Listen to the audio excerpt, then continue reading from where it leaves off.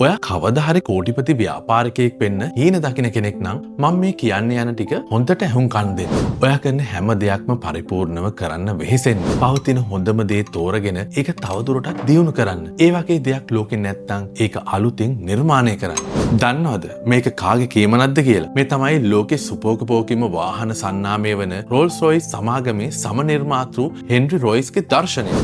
හරියටම අවුරුදු 125කට කලින් පත්තර විකුණලා ජීවිතේ පටන් ගත්තු දක්ෂ ඉංජිනේරුවෙක් වුණු හෙන්රි රොයිස් සහ වේගයට ආදරය කරපු ප්‍රභූ ව්‍යාපාරිකයෙක් වුණු චාල්ස් රෝල්ස් මුණ ගැහෙනවා. ඒ දෙන්නටම එදා ඕන වෙනවා ලෝකයේ තියෙන නිශ්ශබ්දතම සහ ලෝකේ හොඳම එන්ජිම නිර්මාණය කරන්න.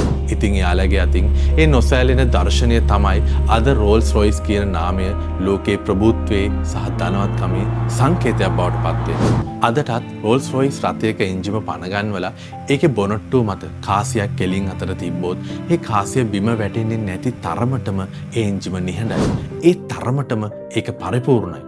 රෝල්ස් රොයිස් සමාගම ලෝකයේ මුදුනටම ඔසවා තියන්න ඒ දර්ශනයට පුළුවන් වුණා නම් අද ඔයා ඉන්න තැනින් අඟලක් හරි ඉස්සරහට යන්න ඒ දර්ශනය ඔයාටත් පාවිච්චි කරන්න පුළුවන්.